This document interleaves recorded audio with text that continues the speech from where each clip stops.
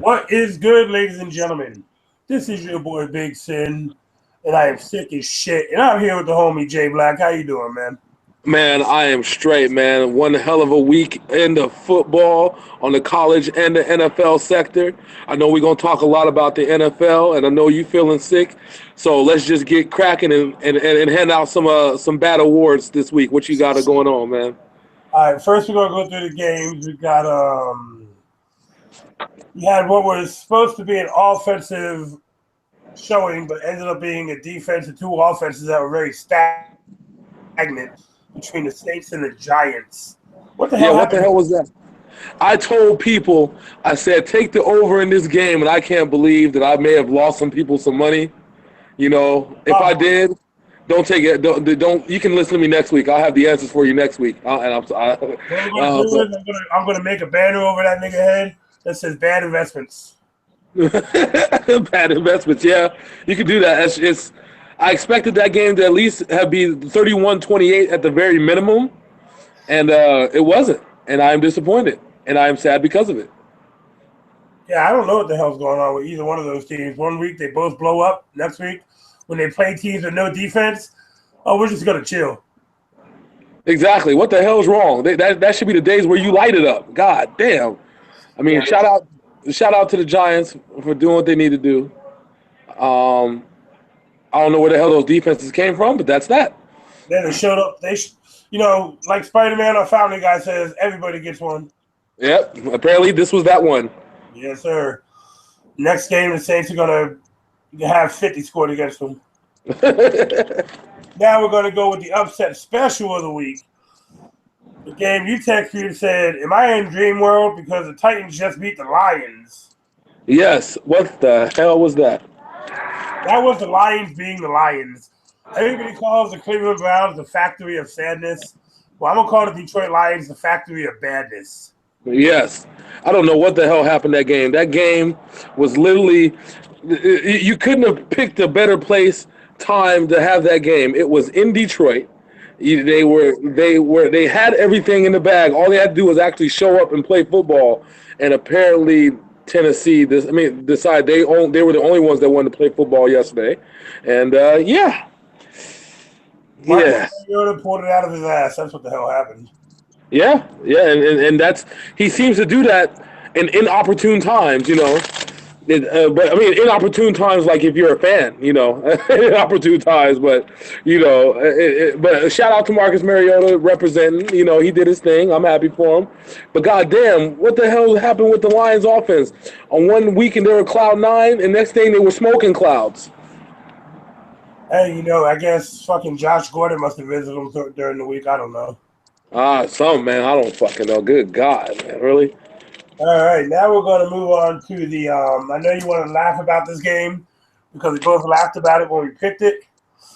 We got Dak Prescott and his Cowboys, but Des Bryant actually caught the ball 7 times. Drops, but I wasn't really paying attention against those sorry ass Redskins. You like Oh my that? God. You like that? Huh? No, apparently the Redskins didn't like that. That seems to be the story of the game, and they had no answer for Dak Prescott. They had no answer for Des Bryant. I mean, this is they need to prove themselves, and they failed miserably. The Redskins did. So I'm not gonna say shout out to the Cowboys because they didn't deserve shit. Fuck them. You know what's cracking me up? What?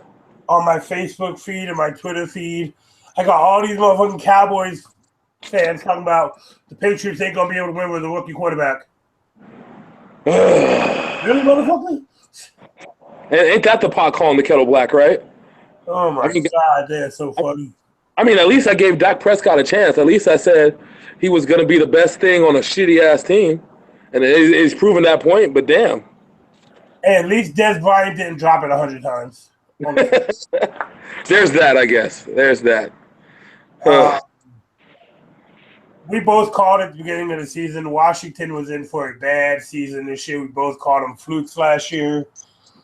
And it's weird because when a quarterback is in a contract situation, they usually play better. Whereas Kirk Cousins is like, I'm going to take my $17 million, just throw the ball that way.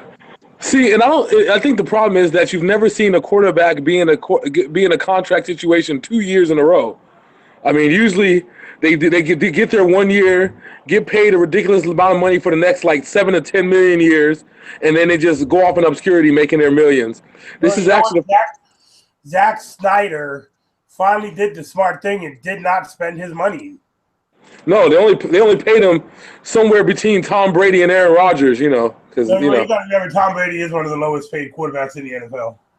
Well, the bonuses, Phil, bonuses. They had to count the They don't bonuses in the count salary. against the salary cap, okay? So it don't matter.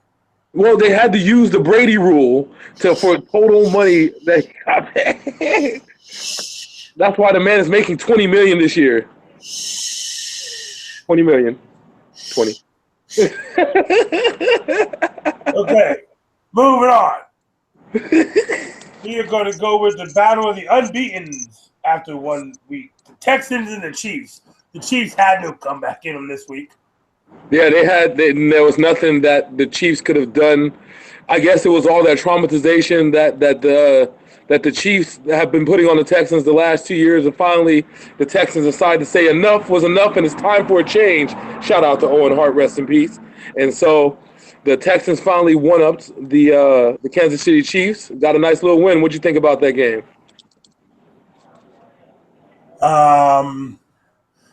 I think the Chiefs blew their load all over San Diego and were just exhausted from doing what they did last week in this game. Yeah, no more going 13-1 under the radar. That's not going to work this time. So yeah.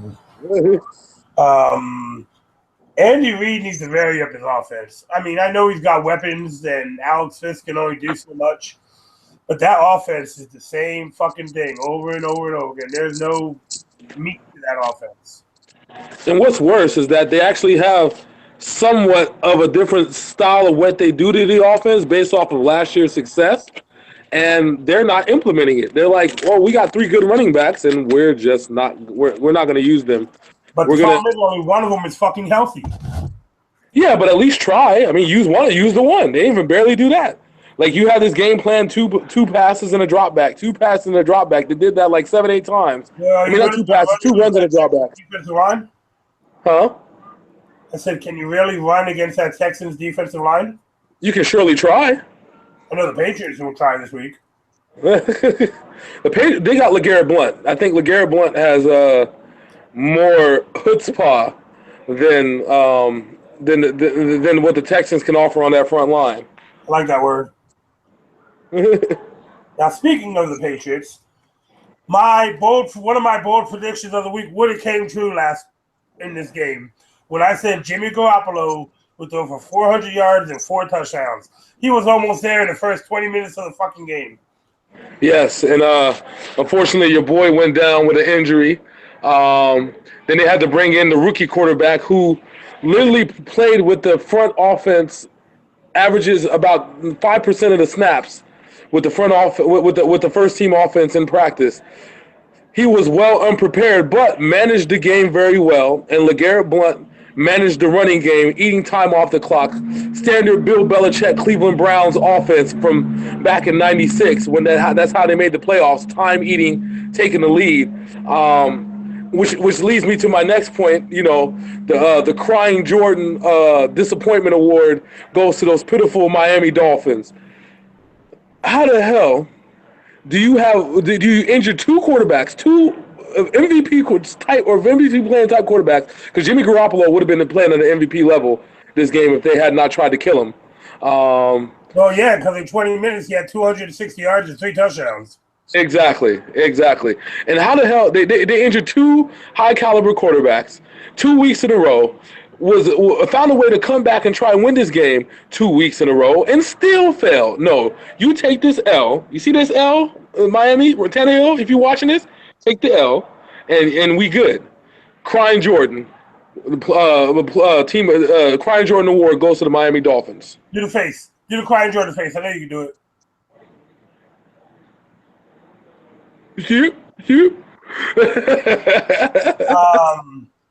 LeGarrette Blount really did show out and showed how much of a leader he is and what he did in the second half of this game, because he didn't do much the first half. but people need to go and look at the game film of that and see Brissett's very first pass that he made. Yeah. Under a pass rush, he spun out of the sack, was looking to the right, spun out of the sack, went to the left, and completed a 25-yard pass to Martellus Bennett. Yes, and I feel sorry for whoever's going to play the Patriots, which is the Texans, because Thursday night.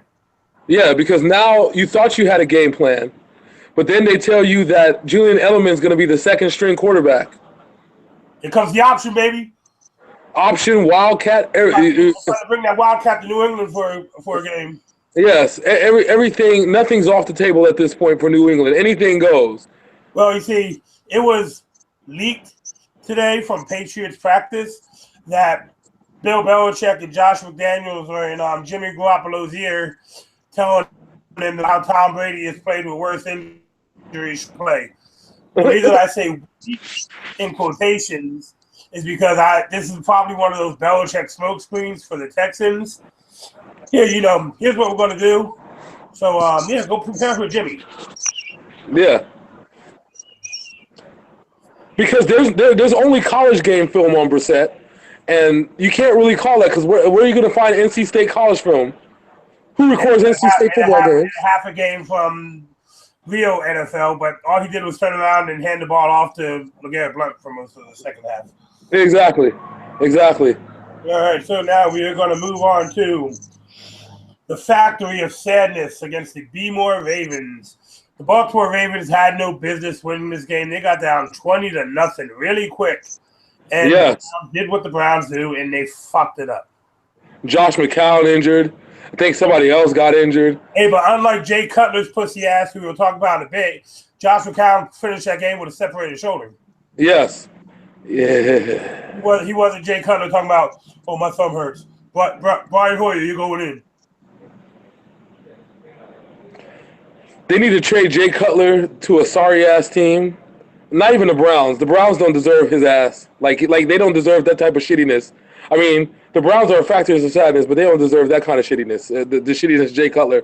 Trade him to, I don't know, Los Angeles. There we go. That's a team that could use a quarterback. You talk about the team that gave up a shitload for a first-round quarterback and don't even play the motherfucker? Exactly. But anyways, back to the Browns-Ravens game. Much respect goes out to Josh McCown. Once he separated his shoulder, that game was over. And because they couldn't do anything more on offense, they couldn't control the ball. It was just horrible. So, shout out to the Ravens for capitalizing with the L. What do you think of that game? I just think it's going to be a long season for Cleveland. Shit, man. That division between Cincinnati and Pittsburgh, they could have 3 playoff teams in that division. Yeah, I mean, I had my pick. I mean, I had the Browns as the playoff team with RG3 at 8-8, 9-7, sneaking in. I don't know how you still believe in the Plastic Man. A healthy RG3 is a very dangerous man. He hasn't been healthy since his rookie year. Well, that's exactly. And he was dangerous then.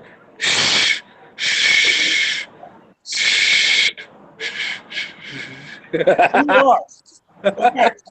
Now, I almost called this one when I said the Panthers are going to put up 50 on your 49ers. They only missed it by 4 points.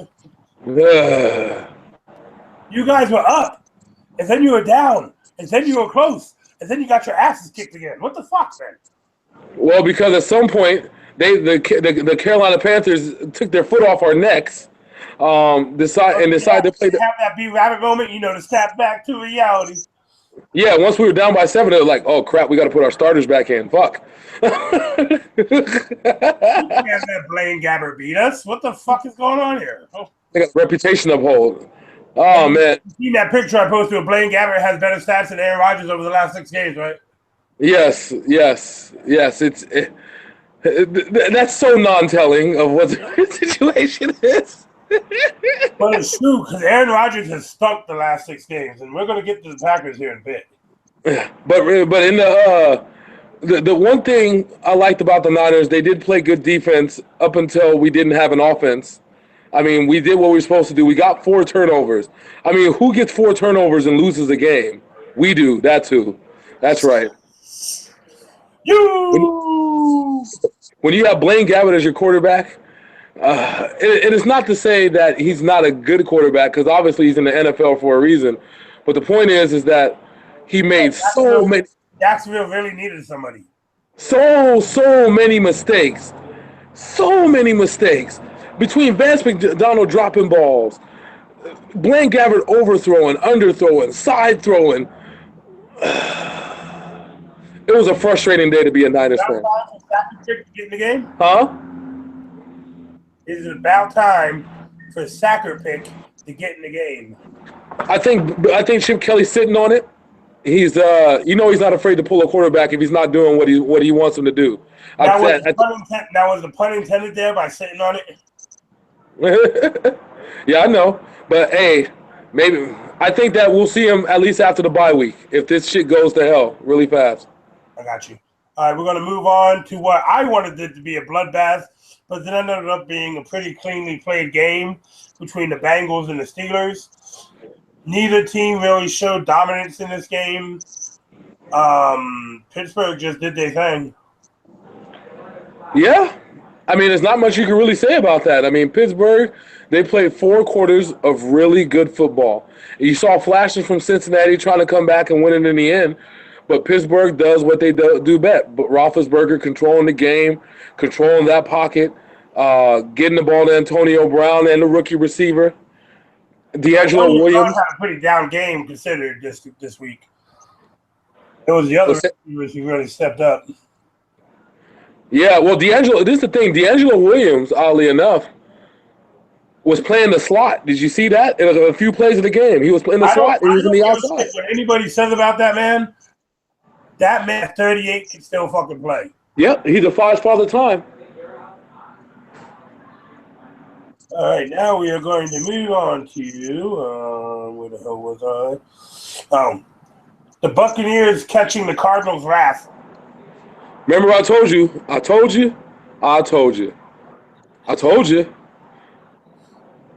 It was going to be bad. I said Jameis Winston is the black Brett Favre. He's going to throw them damn turnovers, and Arizona's going to eat off of them.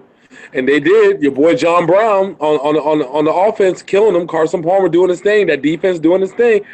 Chandler Jones is all over his ass. All I know is if your name had the word Cardinals in your team name, you slaughtered somebody this weekend. Yeah, 40-7 to be fucking. All right, now we got to go to a game that was kind of like that old Redskins-Cowboys Monday Night Football game we referenced with Jeff George throwing the 5-yard bounce pass. Oh, yes. Seahawks and the Los Angeles Rams. Why can't Seattle beat this fucking team? Jeff Fisher has Pete Carroll's number. It's the only explanation. It's the only one I can think of at this moment. Jeff Fisher's now in his head. Jeff Fisher can go 2-14, and his 2 victories will only be to the Seattle Seahawks. That's some 7-9 shit. So.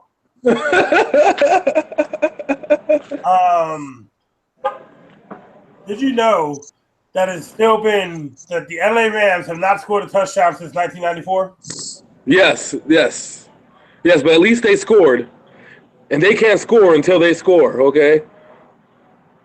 I'm not even going to talk about this game. Fuck that game. There was no stats to talk about this game. What, are we going to talk about kickers? Yeah, pretty much. Now, I called this game an upset because I thought the Raiders were on an uptick. They went in there and pretty much bounced them around. Yeah, pretty much. Defense. I don't know what happened. I watched this. I saw parts of this game because, you know, the Dirty South, they got to play the Raiders freaking Falcons game. And, like, what the hell happened to the Raiders?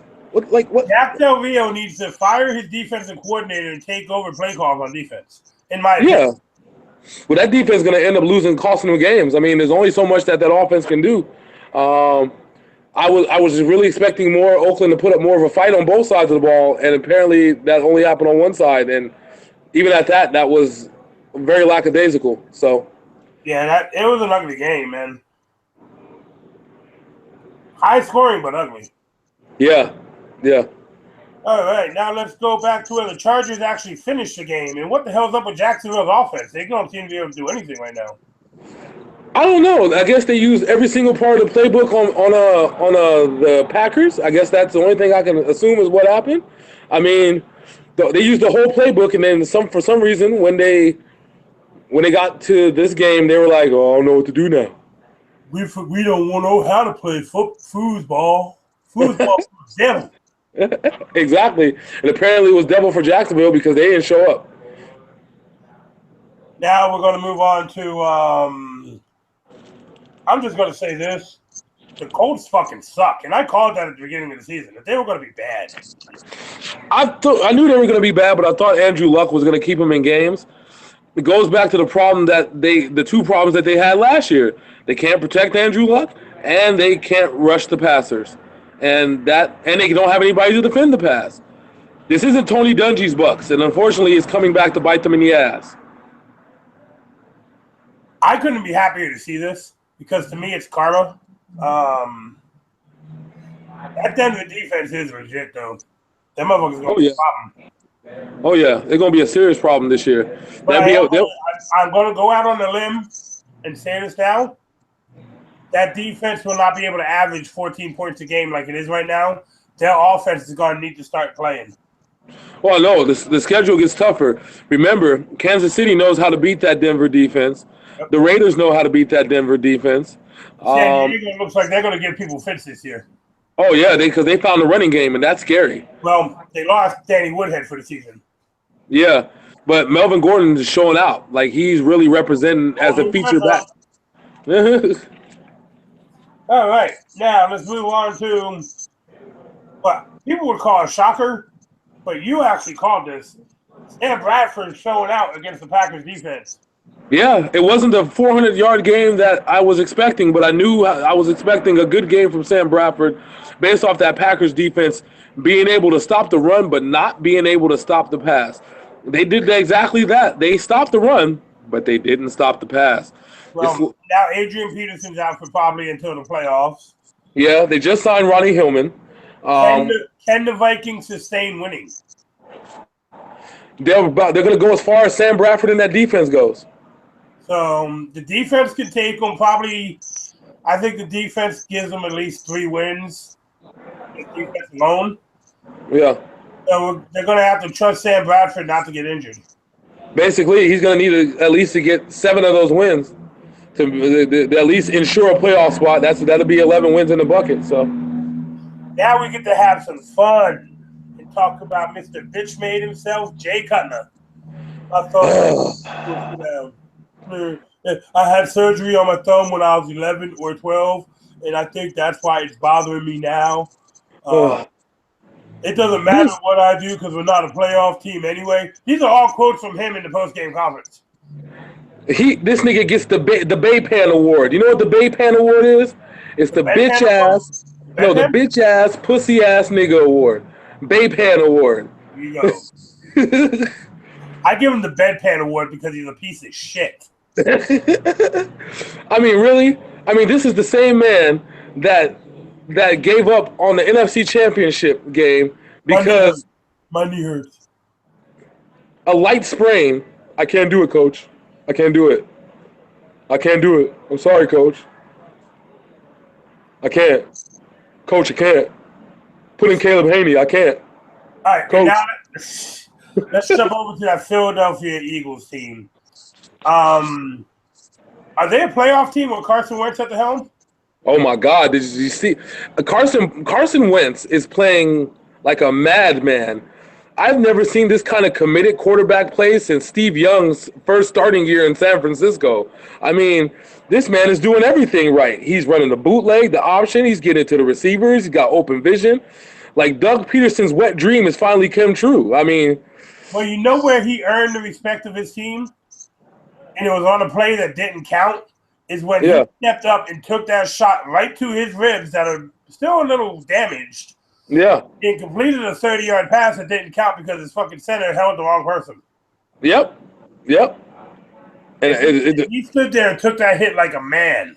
Yep. Carson Wentz, I know we're only in week 2, but I can assure you, I told you, After playing like that, he's the real deal. I think hands down, he's the rookie of the year. There's nobody close right now. Yeah, I can lean towards that one.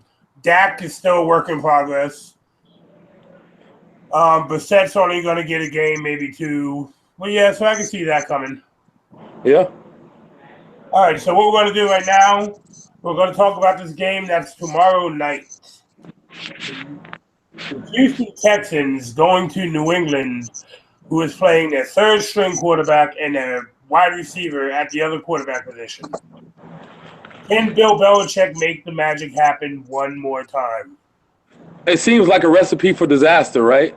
I mean, Hasn't it seemed like that since kickoff this year? Well, no, because I have faith in Jimmy Garoppolo. I mean, I think that people who've actually seen Jimmy Garoppolo play know that Jimmy Garoppolo was the real deal. We got to remember that game against Arizona, all they talked about was him breaking all Tony Romo's records in college. Yeah, remember I told you, I said that with that game, Bill Belichick knows exactly what it takes to beat a team, and I think that's the key. Bill Belichick knows how to beat a team. He can, as long as the team buys into what he needs to do to beat the team that he's playing against, and that's why I love Bill Belichick as a coach. He's gonna always more than likely come out on top. That's why he always goes 13-3, 14-2, 15-1, 16-0. That's why he's the best coach in football. There's not a close a second is not even close when you want to talk about the best coach in football. And it's not me dick riding Bill Belichick. He's legitimately the best coach in football. Who can outthink and outcoach Bill Belichick? That list is very, very, very, very small. And even if you beat him once, you more than likely probably can't beat him again. Which goes back to the point where it seems like a recipe for disaster, but it's the best thing. This is the best thing that could have happened to the Patriots, because now you don't know how to game plan for what's about to happen on Thursday. What plan do you come up with? Well, Bill O'Brien, as you know, is a product of Bill Belichick's system, so he knows how Bill works. I just find it interesting with this kid Brissett, who's starting this game, is that he has been under Bill Parcells' tutelage since high school. Oh yeah. That tells me that Bill Belichick does have trust in this kid, no matter what you can't take that Bill Belichick did not let him go down the field against Miami because he didn't need to. They were still up big. The defense had a letdown, or else they would have blown out the Dolphins in that game. Of course. So I talked to Patriot fans and I go, this kid Brissett's weak. He can't do it. I'm like, how do you know? All Bill Belichick told him to do was not turn the ball over and give the ball to LeGarrette. Give the ball to LeGarrette if he's running the ball right.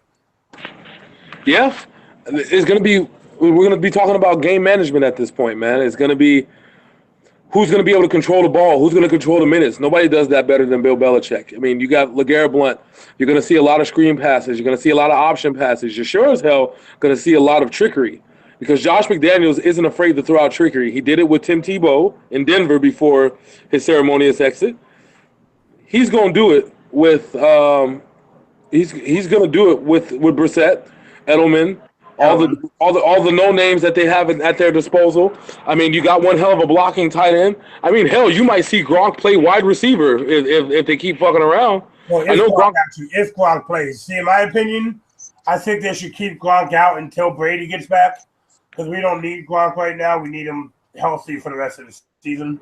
Exactly. I call this the Patriots extended preseason. But Martellus Bennett, that man has been beastly when it comes to blocking, and he showed out against Dolphins. Oh yeah. The big boys on offense has been the key. That's the reason why they've been able to dominate the line of scrimmage and dominate in the middle of the field so much. I mean, you can't really knock it. Like, that's why I said I don't think Bill O'Brien may be a Bill Belichick guy, but at the end of the day, you still have the game plan for your boy Josh McDaniels and what he has in his creative mind. I don't think he can. I think the rocket scientist named Mike Patricia on defense. Exactly. I don't think they can. As good as the Texans are, I don't think they can. And I think Bill Belichick already has a plan for that Texans offense already. Well, last year when they played the Texans, completely took DeAndre Hopkins out of the game. Yeah, which that's going to be key. They're going to do that first. Yeah, because Malcolm Butler and McCourty will be on him probably the whole game. Texans do have some other weapons, but I'm not really worried about them because Logan Ryan is a beast at corner now. Yeah. He stepped up his game. It's going to be. I think the first quarter will probably be the ugliest quarter of the week this week between those two teams. Yeah, I'm calling 17-14. New England or Houston? New England. So you got them by a field goal? Yeah, I think ball control is going to be the big thing. I can see the Sexton scoring 2 touchdowns. I don't think they're going to score that much more. I'm you know me, I'm a hardcore Patriots fan. But when I think they're not going to do much, I will say it. But right now, I'm probably one of the few Patriot fans who does have faith in Brissett. I did watch him during the preseason, and that man put up numbers in the preseason with the second and third team offense. Yeah. I think as long as he doesn't get too rattled in that first quarter, he'll be just fine. Maybe go for 250. But my key to this game is with Garrett Blunt getting going. Yeah. Yeah, I think he will. Eventually he will. You're going to wear out that defense. Because you got to beat up J.J. Watt. You got Jadeveon Clowney, who can't stay on the field longer than fucking 20 plays. And you got Big Vince Wilfork sitting in the middle. Coming home for this year, and you know how I felt about Big Vinny. Yeah, that's true. That's true. But I think the Patriots supporters for that. I think they're going to be 4-0 when Tom gets back. I think so. I don't see it going any other way. Shit. At that point, because Tom's going to come back with a vengeance. And did you know that they have 2 rookie offensive linemen? Yes, I do. Who have just been dominating? Yeah. Yeah. Bill Belichick just finds these motherfuckers on the rocks. Hey, you know how to play football? Yeah? All right, get out there. You gonna listen to me, sucker? Yeah, go on and play. Get on the team, goddammit. Shit. You gonna work hard? Yeah. You got a job. Don't worry about the $10 contract. Bonuses, dog. Bonuses. Bonuses, that's right. All right, my dude. Friday night wrestling? Friday night. All right. So I will see you then. This has been your boy Big Sin. That's the homie J-Blaq. If you like what we do, hit that subscribe button down there. We're going to be here 3 or 4 times a week. That's right. Mr. Black, you got any parting words? Yes. Shout out to what's that guy's name? Oh yeah. Shout out to Mr. Matty Melt for actually coming through and actually having a decent game against the Raiders. Matty Melt tonight? I don't like the Raiders. Fuck the Raiders. You know what I'm saying? Not 49ers all the way. And if you don't like it, kiss my ass. But shout out to him for doing for because we give him a lot of shit every week in and week out. We gave him a lot of shit in the preseason. When we're doing the predictions. So he represented. I still don't think they're gonna make the playoffs, but at least he get to put up some numbers. So there's that. And on a final statement, I just want to say, people need to start being people, man. You know what I'm saying? This shit going on in these streets right now, it ain't no good for anybody. It ain't no good for us. It ain't no good for our kids. It ain't no good for the future of their kids. You know what I'm saying? It's all about conflicting messages. It's like, and I think we said it. I said we're outraged over Colin Kaepernick taking a knee, but we're not outraged over unarmed people getting shot by the police and then people not doing anything about it. Like whatever happened. What happened to humanity? Where the fuck is the humanity? I think if we can find the humanity, maybe we can start figuring out how to fix this shit. Understand why we're mad. People, I understand why you're mad. Why Kaepernick's sick? Why Kaepernick's taking a knee? I understand why people are mad. Not you, but people in general. So yeah, how come? my feelings on the situation, Kaepernick has the right to do whatever the fuck he wants to do. Yeah, regardless of whether we agree or not, because these are the rights to protest that the people that in the military fought and died for. You know what I'm saying? And this is what they go to defend our country for, so we can express our freedoms in the way that they were meant to be expressed, whether positively or negatively. And if you feel negative about something, you have the right to speak out. That's what we fought for. It's what our forefathers fought for. It's why my dad spent 25 years in going in World War II and Korea in the U.S. Army defending his rights. So we have the right to protest. So we had a voice. Um, I think we're not getting outraged enough. I think we're not. I think people are okay inside of their bubble, and it's kind of sad because it's nice outside the bubble. You can actually breathe outside the bubble. Yeah, there's a lot of conflict, but Well, I have an idea, my friend. Maybe Friday night after we do the wrestling talk, me and you are going to do a general topic live broadcast where we talk about this shit. You know what I'm saying? Not of on course. podcast, just talking, me and you.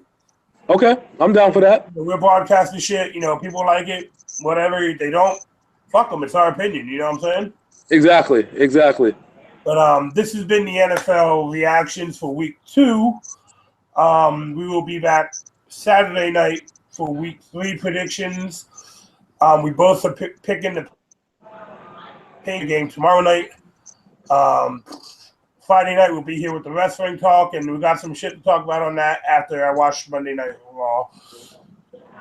And there's another thing about the CWC I didn't bring up, and something was missing on Raw. Did you notice it? I haven't watched Raw yet this week. Okay, so make sure you watch that before Friday because I want to see if you noticed what was missing. And I think I know what you're probably talking about. But I'm gonna run through it and make sure I got it right. So, all right. Well, this has been your boy Big Sin. That's Hollywood J-Blaq. what up? We gonna do this thing, man. Catch you on the next video. Deuces. Deuces.